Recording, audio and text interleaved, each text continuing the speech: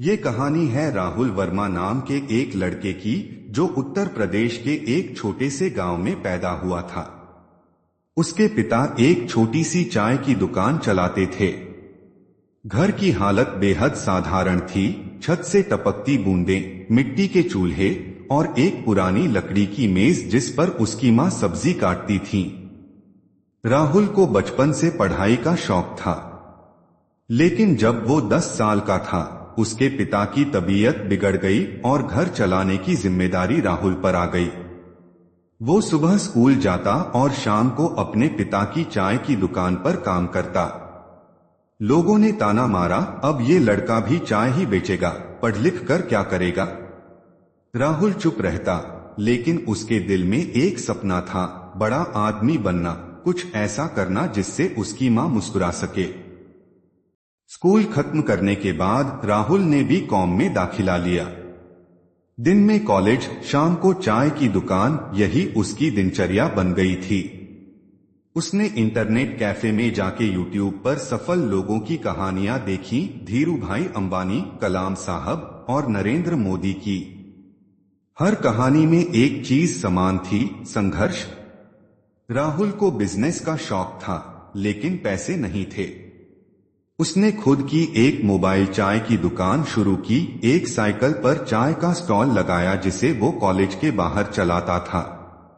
चाय के साथ उसने बुक स्वैप नाम की एक स्कीम शुरू की, जहां ग्राहक एक पुरानी किताब छोड़कर दूसरी किताब ले जा सकते थे।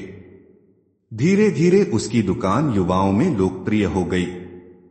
लोग चाय पीने नहीं, उससे बात करने आते। राहुल एक प्रेरणा स्रोत बनता जा रहा था। जैसे जैसे सफलता मिलने लगी, वैसे वैसे ईर्ष्या भी बढ़ने लगी। एक दिन कुछ स्थानीय दुकानदारों ने उसकी दुकान जबरदस्ती हटवा दी। उसका साइकिल स्टॉल तोड़ दिया गया। राहुल टूट गया। घर आया तो मां ने सिर्फ इतना कहा, गिरने से डरता तो चलना कब सीखता। इस एक वाक्य ने राहुल को फिर से जगा दिया। उसने हार नहीं मानी। इस बार उसने एक छोटा सा ठेला किराए पर लिया और वहां आइडिया वाली चाय नाम से एक नई दुकान शुरू की। हर चाय के कप के साथ एक प्रेरणात्मक विचार लिखा होता, जैसे सपने देखो, असफलता अंत नहीं होती, रुको नहीं, झुको नहीं। ये आइडिया वायरल हो गया। राहुल के आइडिया वाली चाय की चर्चा सोशल मीडिया पर होने लगी। एक लोकल न्यूज चैनल ने उस पर एक छोटा डॉक्यूमेंट्री बनाया। उसके बाद एक बड़ी एफएम कंपनी ने उसे इंटरव्यू के लिए बुलाया। राहुल ने अपने सफर के बारे में जब बताया तो हर कोई हैरान रह गया। एक ऐसा लड़का जिसने जिंदगी की हर ठोकर खाई थी, अब खुद दूसरों को हौसला दे रहा था। धीरे धीरे राहुल ने अपने ब्रांड को रजिस्टर करवाया और फ्रेंचाइजी मॉडल पर काम करना शुरू किया।